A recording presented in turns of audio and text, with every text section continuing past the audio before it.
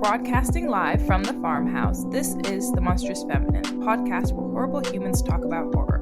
My name is Zeba, and I'm joined by my farmer's daughters, Mila, Louisa, and Tyia. And this is our second episode of the month talking about Hagsploitation horror. We will be covering the 2022 slasher X, directed by Ty West. Before we get into the film, go ahead and follow us on Spotify, YouTube, or the Apple Podcasts app. You can find all of our links on our Instagram at The Monstrous Feminine Podcast.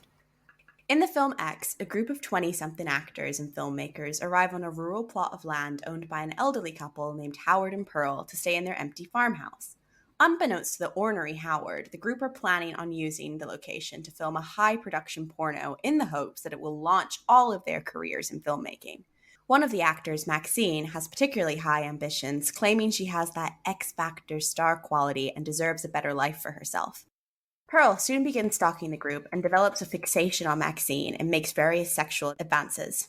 As the crew are picked off one by one in the night, it becomes apparent that Pearl is a kidnapping, murderous sex fiend enabled by Howard out of guilt for his inability to perform sexually due to his weak heart. Time to turn our backs on sin and make the commitment. I'm nothing like you. Once and for all. You're a kidnapping, murdering sex fiend. I'm a fucking star. The whole world is gonna know my name. Say it with me now. I will not accept a life I do not I deserve. do not deserve.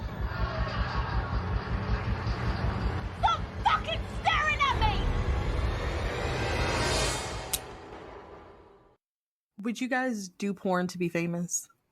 No, probably not. I'm too paranoid about everything. I don't even want to be famous. Never mind do porn. I would do porn not to be famous. I don't know. It doesn't seem like something outlandish to do. I guess you need like a different carrot to dangle. Porn isn't going to get you famous. That's what was confusing about this whole plot. Then why are they called porn stars? Huh? Some people get famous. I would not know who a porn star was on the street. I have never really considered that type of thing because the idea of anyone I know watching me have sex is the scariest thing I could possibly imagine.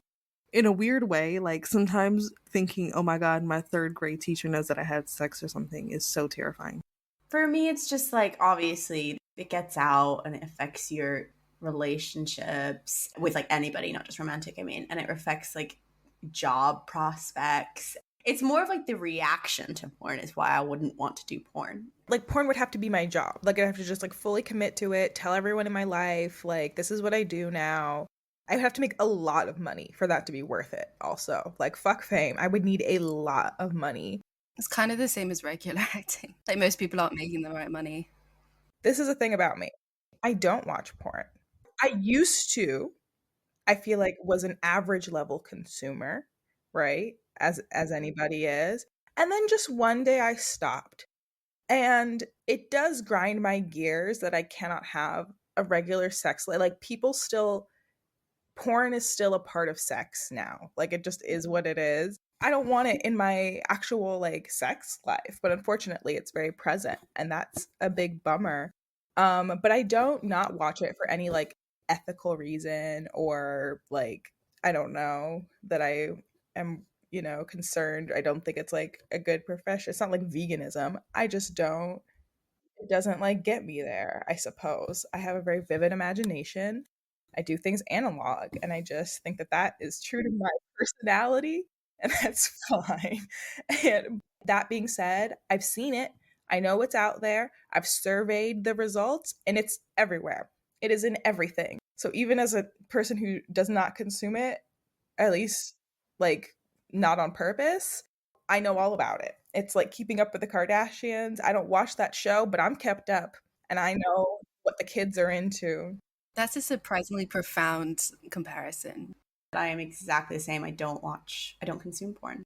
I did when I was younger, but a lot of that I think had to do with not knowing my sexuality and probably needing to see a woman, because when I tried to get off on myself, I was trying to think about men and it just, funnily enough, wasn't doing it. So I think for me, like my age I stopped watching porn is like directly related to when I came out and like accepted what I enjoy. But also it was just, I think just, it doesn't really do it for me. I try again every now and then. Every few months, I'm like, let me dip a toe back in. And I'm like, oh, Not a toe, Zeba. Pornhub.com, enter, and I'm like, ooh, turned off. No, sometimes I go on Tumblr. That's the only reason I still have it.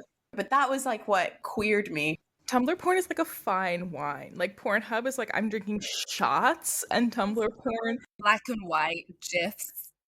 Yeah, the same thing over and over again, so you have to fill in the blanks. yes. Or people write it. It's like fan fiction porn. Yeah. That was elite.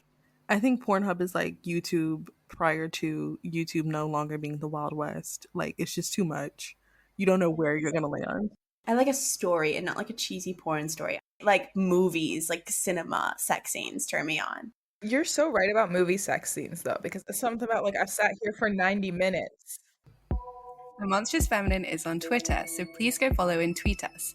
If you do engage with our content, you might just get a shout out in our next episode as our Witch of the Week. This episode, our Witch of the Week is Chris Hay, who tweeted, "In a real horror mood randomly, dying for some gothic novels and listening to Mild Threat Pod and the Monfem Pod." Thank you, Chris. Are you still in this horror mood? We'd love an update. We'd love an update. Does anyone have a gothic novel to recommend to our listeners? Ooh, yeah. Mexican Gothic is really great.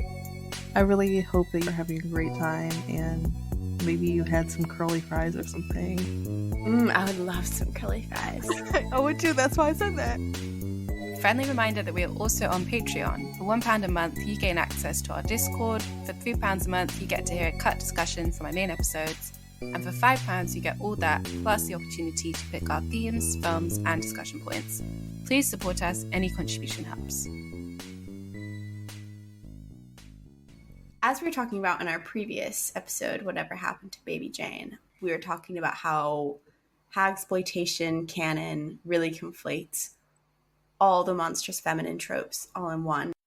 And we're also talking about how each of the films we're covering this month, with being Baby Jane, X right now, and then Barbarian, they embody like a different kind of part or element to hag horror. And so for this film, I really think it's a lot focused on the monstrous womb. And we talked about it last episode in the sense that like postmenopausal women are like deemed as not useful or desirable in society because their womb no longer has the ability to conceive. But it goes back to a kind of Creed take on the monstrous womb when she's analyzing Kristeva as like the womb as an abject space. It's where a thing goes from object to subject, life is created. And I think hag horror, particularly in this film, it's like the epitome of death. I think we don't really talk about like Pearl's character in terms of fertility specifically, but I think it's like implied that it's like, you know, there's no future in it. And it's like the epitome of death and decay. At least that's how Billy Walker, Refinery 29, puts it. They say that the film pits young pornographers against an elderly couple, reinstating the played out trope of sexually active youths against miserable aging monsters. Hagsploitation is a term coined to express horror's obsession with creating an image of an older woman as a monstrous hag, no longer able to produce life. She's seen as the epitome of death, decay, holding on as her body withers before us. And interestingly, Walker also says this is just like another form of objectification. Like if women can be objectified for being sex objects, they can be objectified as well in like older women in midlife. And they say that the sagging breast is supposed to repulse its audience as if it no longer is worthy of intimate touch once it ceases to produce milk. Our bodies are sexualized only when they suggest fertility, and the minute we can no longer reproduce, we become abhorrent. And the objectification may not be sexual, but it remains. The aging feminine form is still detached from the person who inhabits the body. And they're talking about that part where Pearl is like caressing Maxine in bed, and there's like a real contrast between their bodies, and it's like the most abhorrent thing about it. Obviously, like she is assaulting Maxine in her sleep, like that is happening. But like the most abhorrent thing is like the contrast between their bodies. So I think in that element, even though this film is not necessarily about like fertility, it's like there's an undercurrent of like once you're past quote unquote your prime, you're no longer like desired. I think this film puts it in a different context, maybe more similar to like Baby Jane when we're talking about like stardom and sexual desire as well. Mila, you mentioned last episode. It is interesting to consider how it has an undercurrent of monstrous womb. I do think Mia Goth is giving a performance. I think this is just not my genre. Like, not horror's not my genre. Obviously, we have a horror podcast. I think this is not the subgenre that I fucks hard with. So maybe if this is like really your area, like you would enjoy this more. But for me, I just start like going into all the things where I'm like, this doesn't make sense. For me, Zeba, your voice was just like coming through every so often, which is a weird thing to start with. It's what you say all the time, which is like horror is sex. I found this film just is that intersection, particularly also with this idea of voyeurism that's like introduced with the porn plot, even. It's kind of like a meta commentary, I think. Like, obviously, you have Pearl, who's a literal voyeur watching them. But yeah, the fact that they are all like aiming to get famous with the porn industry more broadly. As Mark Hansen points out in Slant Magazine, there's this quote from Wayne who says, porn is no longer for the perverts. And he's preaching about how the growing video market will finally allow anyone to watch what they desire in the privacy of their own homes. And then conflate that with like the idea of fame itself. And there's like this kind of, it is like exploitative, like, you know, women, that like age old like discussion of like, is it empowering if women reclaim it and are able to like make something from it? But we're all operating in a patriarchal society. So how empowering can that decision be? So it's like kind of playing on that. And I think it's like that interesting, like you introduce horror into it and it's like funny. For example, like there's that point where Lorraine, one of the characters, is like, because she's trying to argue why she should be involved, and she says it could be like Psycho, because that also is an example of a film where like they pivoted halfway through, and her boyfriend is like, this isn't Psycho, this isn't a horror movie. And it's just the funny reversal in slashers for me of like have sex then die. I think this is like a funny, yes, that does happen, that is true, but largely all of them are dying because Pearl hasn't had sex. You know, it's like that Freudian suppression, which has become murderous rage. And we can talk about whether that's like a campy interpretation. Is it perpetuating ageist attitudes towards sex, even as it's, I think, trying to poke fun at it inevitably? Is it both? That's why I find this film kind of interesting, just on how it's like playing with slasher, how it's commenting on that sex and violent link.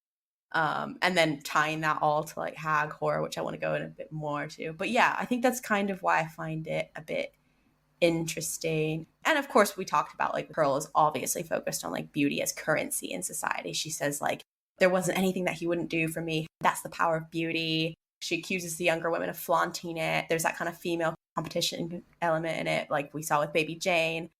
I think in concept, I really like these themes. I think I must have said this before. I don't know for what episode, but I rarely like horrors that really, really either poke fun at or play up the sort of sex horror connection and like, you know, intermingling. Because I rarely think that these films are like erotic enough, not necessarily for the point to come across. I think it is like communicated well. Like you said, there are a lot of throwbacks. I guess they're sort of like retroactive throwbacks because it's like set in the 70s and then it's like throwing it back to 60s in terms of voyeuristic horror and psychosexual themes that were becoming really, really prevalent. Those things are all great. They're all interesting, but I rarely see it on screen in the way that I think would be more fun. Like, obviously, I think they should really be fucking. And they're not showing enough. The horror and the like gore is never quite matched with the sex and the sensuality aspect of it. They kind of pussy out. Excuse my turn of phrase. I don't know. It always just leaves me a bit like, oh, come on. You know, I feel like they could just do a lot more visually, not just in terms of like they do a lot of things in the script to make these connections. They do a lot of things in terms of the voyeurism and subverting it and the pitchfork in the eyes. Sure. I just think the actual sex, I just need it visually.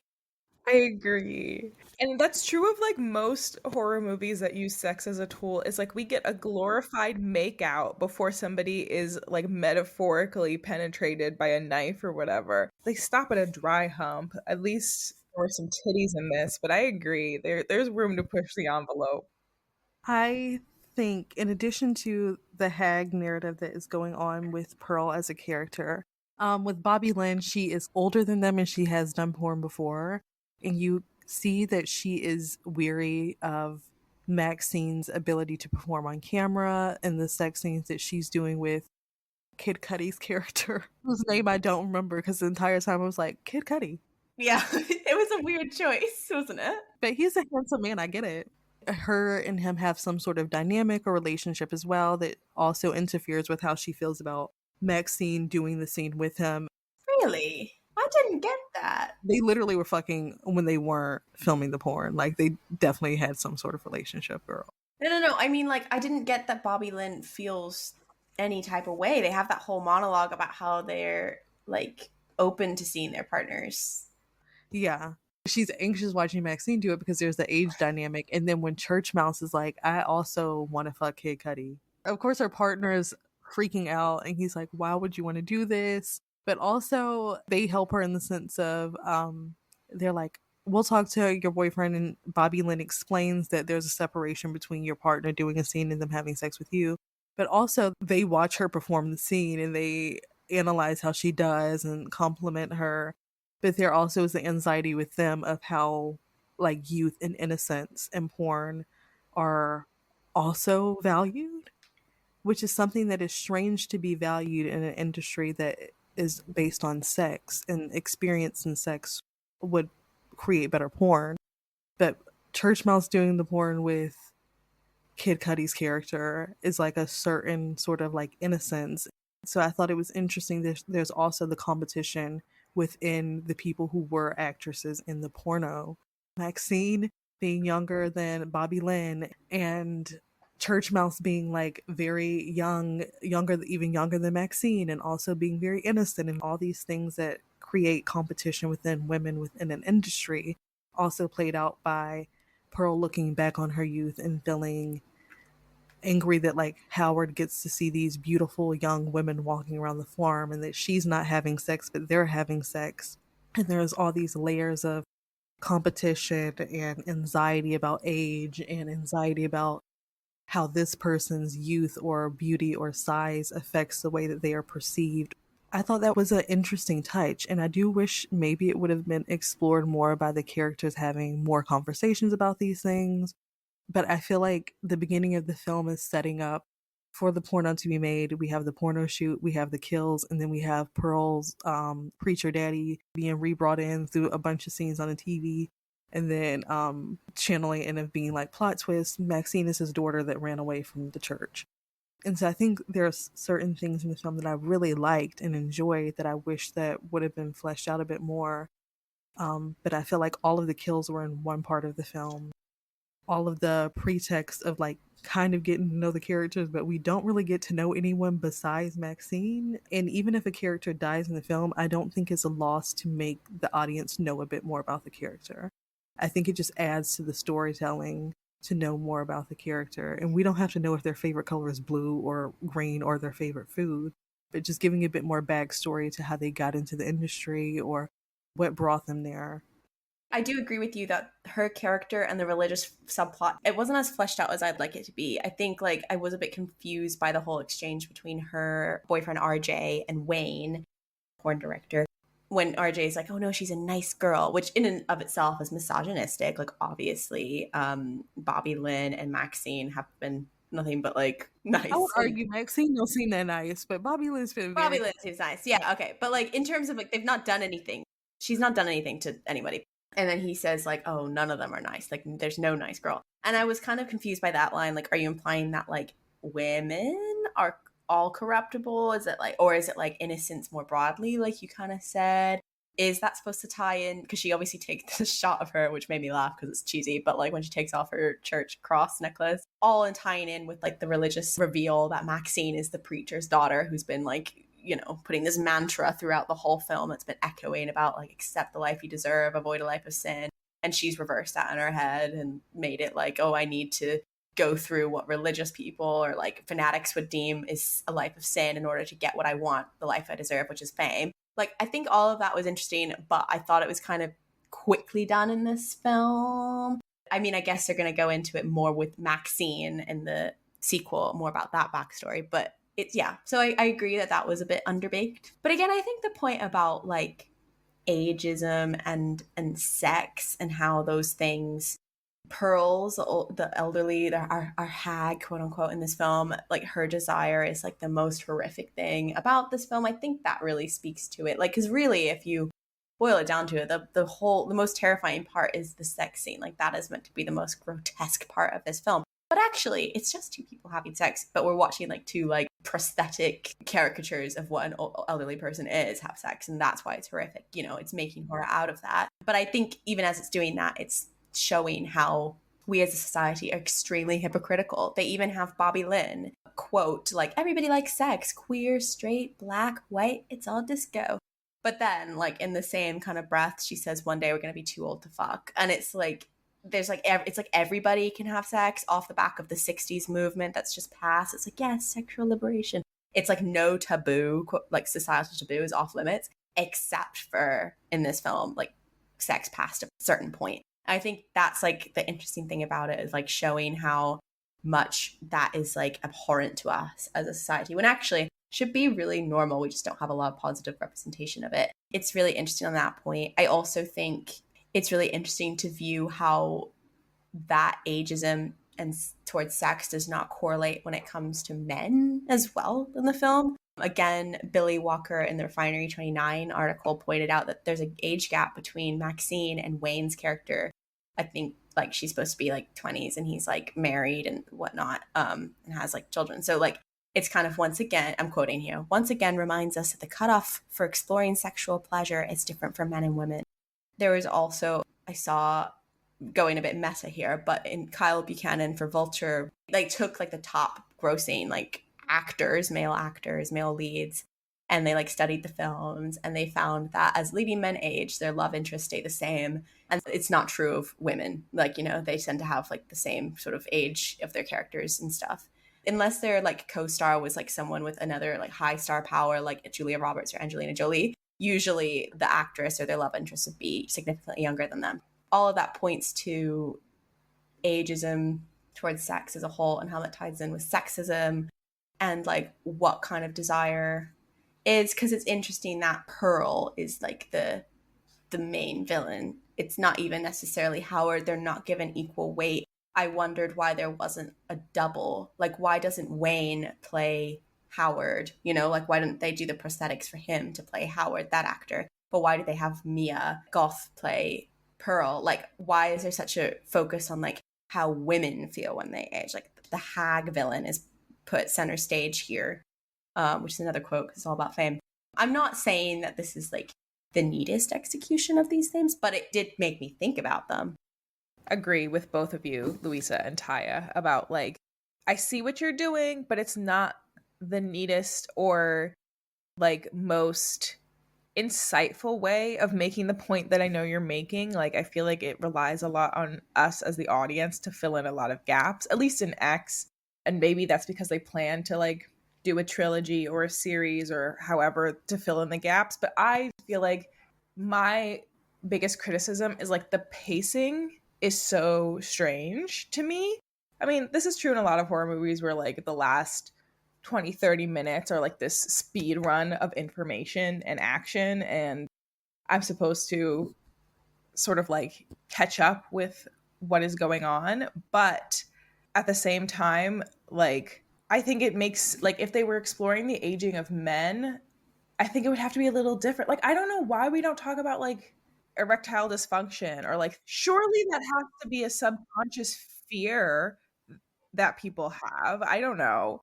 It's surprising to me that that does not come out in horror, that the hag is like, okay, I get why we're exploring the hag. The hag is scary. I get why Mia Goth is playing Pearl at all her stages, because yes, as we've discussed in the previous episode, there is also part of the hag trope is longing for your younger self. So it makes sense that her younger self is so present for her. And like, that is what she is. She's a voyeur of her younger self all throughout the movie. It's like grinding her gears and making her like especially triggered and angry. And the hag is like somebody who is like very angry, very not in control of their emotions. I don't know, because also, yes, Betty Davis in Baby Jane was also like, I guess, kind of forward in her sexual advances. Like maybe the hag is also somebody who you fear is going to like think that you're coming on to them or that they might try to seduce you. Like maybe that's a subconscious fear that comes out. I think all of that is present here. And if this is a movie that's sort of like in the tradition of the hag villain, then okay, fine, well executed. But you're right, there are like other people aging in this. There's like if you're going to talk about sex generally, I don't know if like the point was made concisely enough for me. Like I feel like I was still entertained and I will watch the whole series once it's out and like assess it on those terms, but I think that like the pacing was like very strange to me. I remember the first time I watched it I was like whoa whoa whoa, and then it was over and I was like what, that's it? Like it left me like really unsatisfied. It was like better upon second watch, but I still think the pacing is strange. Something that it did bring my attention to was, so we've talked before about how stabbing knives in general are quite a phallic kill, and they are often this sort of proxy of sex and rape. And it did make me think, just with Pearl's first kill of the director, how, I don't know, because I haven't seen many hag films, I'm sorry to admit, but I just wonder how they do characterize like how these hags are killing. But it did appear to me as something almost masculine. Obviously stabbing is something that's just like throughout horror, regardless of it's not always gendered. But if we're talking from like As We Do, this very psychosexual approach of the way that she stabbed him and obviously her desire for sex, it seemed to me almost like we were talking about how women past a certain age, and if they are postmenopausal, this sense that if they don't have the ability to procreate anymore, what function do they serve? And it almost seems like in a similar way that we say like the castrating mother is emasculating male figures, and there's this fear in that older women are kind of de-feminized by their lack of ability to reproduce. And then it did make me just think about that in terms of the way she killed. The stabbing was like, it seemed to me a tad corny, the red light stabbing over and over again. It just made me think about how hags are characterized. Also just in terms of like, I do understand it, like she just wanted sex. Like I do get it, but also I'm kind of struggling with that as a basis for her like villain status. Obviously like sex is, unfortunately currency for women. I just don't know if I cared that much that this old woman wanted to go and fuck someone. Not the best way to incorporate, this sex and horror marriage that we like so much. It's another bioessentialism. Like you think this old woman who's lived her whole life, I for one have never been that horny.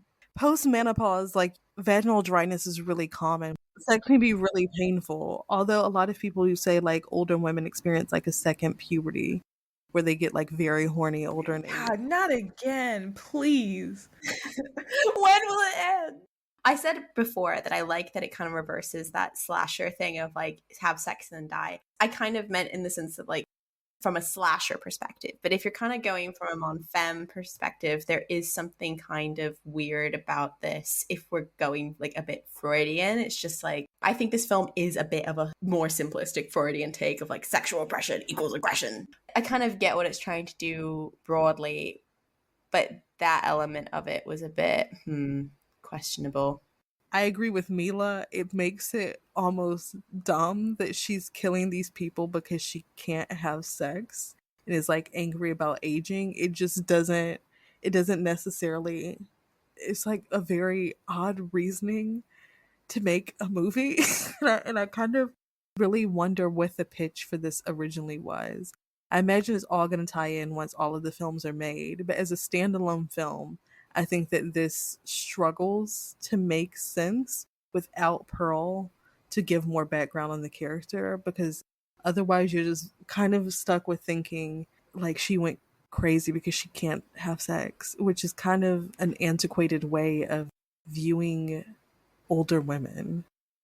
And I know that the hysteria associated with sex was something that was discussed a lot back in like the 1800s and stuff, which is one reason why spinsters were deemed hysterical. And this film is playing into that in a way of where I can't tell if it's critiquing it or it's also feeding into it by thinking lack of sex would make a woman hysterical enough to commit murder because other people can. It's a bit of a mental stretch.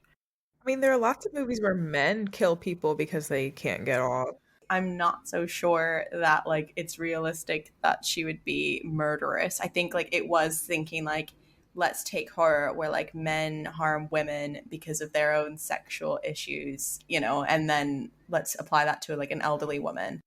It's just like a weird quick gender reversal, which I don't know if like is characteristic of what I think how someone would behave. But then I would argue that it's also trying to be camp. So I think it's trying to make fun of these, like, of how, like, we're so repulsed by old women and sex. But I'm just not so sure we are personally enjoying it. The sex scene is weirder when you think about the fact that it's actually technically doing the thing that it's critiquing in a way because it's Mia Goth in prosthetics who's playing Pearl. So it's still a younger woman who's acting out a sex scene with an old man. It's in a very meta way. It's still doing the very thing that like saying like older women are just not seen having sex. But I do think that there's a commentary to be made in like the fact that like it's a paralleled image of youth, and I think that's an interesting point. And I understand it was a means to an end in this film.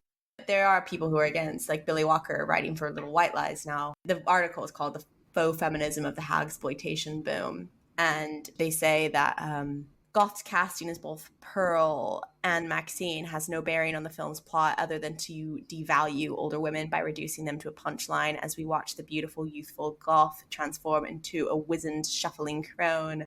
Pearl is not even a role to be cast in X, instead reduced to a layer of prosthetics. So this critic is like viewing it as like a dehumanizing kind of thing.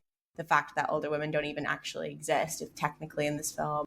An argument kind of for it from Margaret Rorty for the Film magazine says the film's dealing with the existential dread of no longer being sexually desirable, and the decision, quoting here, the decision to have Goth play both Pearl and Maxine is nothing short of genius, and the scenes in which both characters come together are some of the film's best. With her dual roles, X becomes less about the vague idea of getting older and more about facing one's own reflection. It's about confronting the regrets of the past as well as the fears of the future. Their final confrontation is so compelling, and Goth's performance is so show-stopping that you wish the two characters and the conflict between them was the whole movie.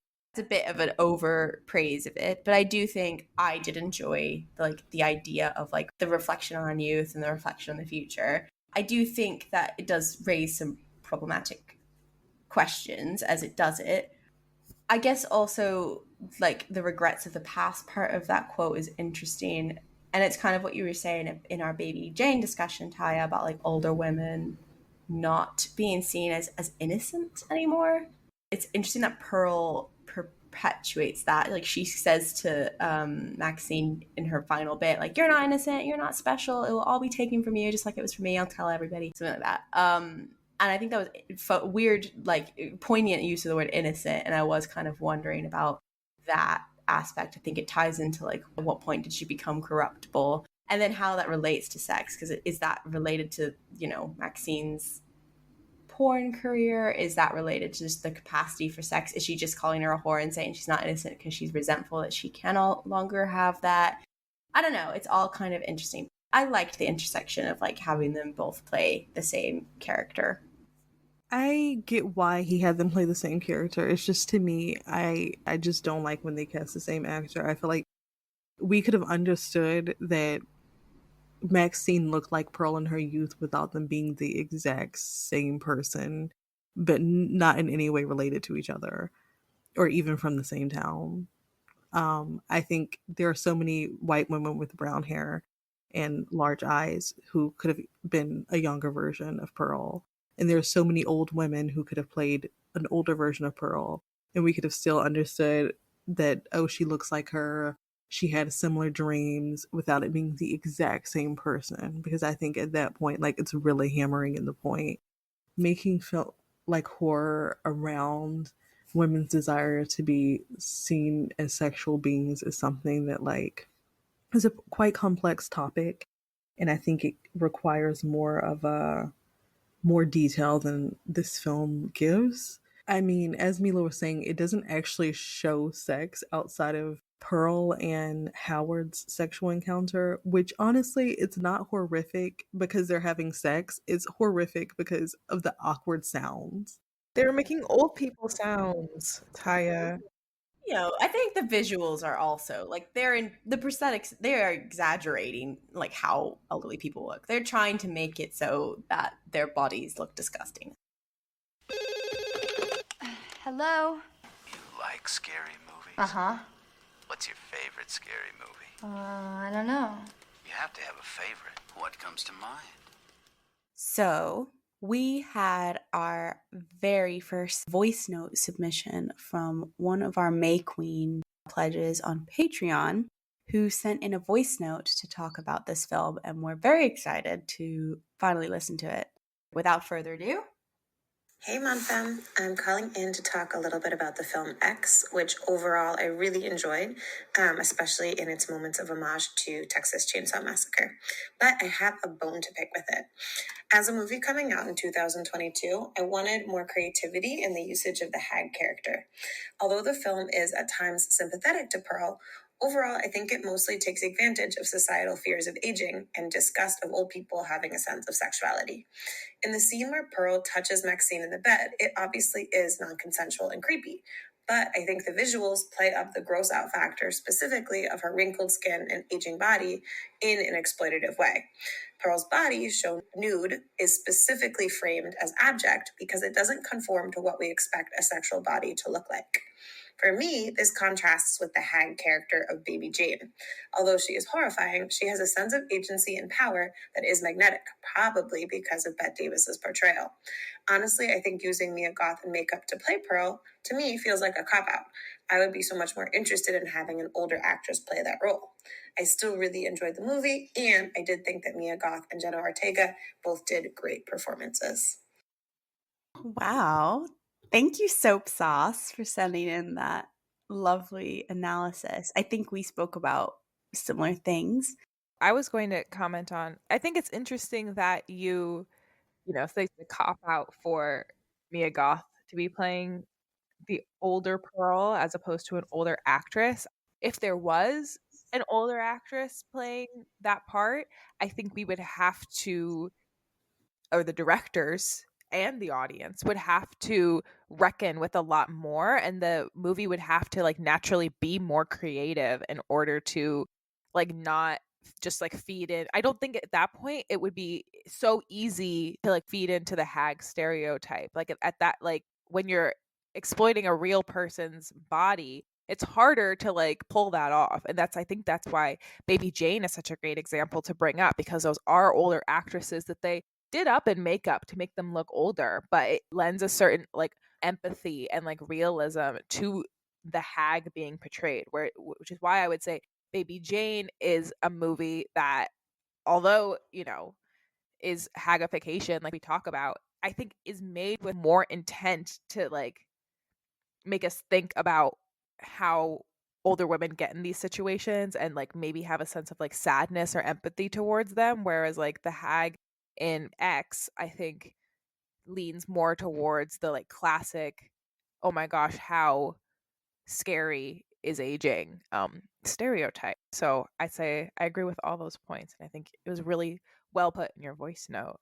Yeah, I agree as well. I think casting an older actress in a film that is kind of talking about the fear of aging, and Pearl specifically has this fear that Howard no longer wants her. He even has a conversation where he says, I still want you.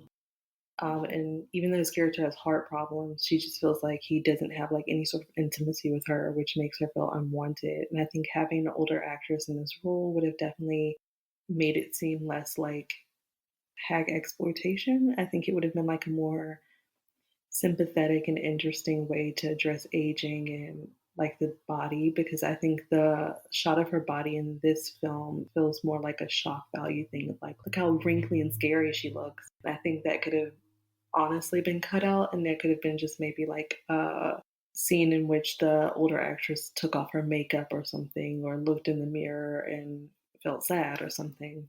It makes it horror, but in a way that it's also critiquing how we think about aging, but also while critiquing the way that we think about aging is also buying into it by making a younger actress be in this very dramatized makeup. Thank you so much, Soap Sauce, for sending in your thoughts. Everybody, you guys always have the most insightful views. Yeah. Send us voice notes. Join the pod. Get in the coven. Become a Main Queen on Patreon, and we will play your thoughts.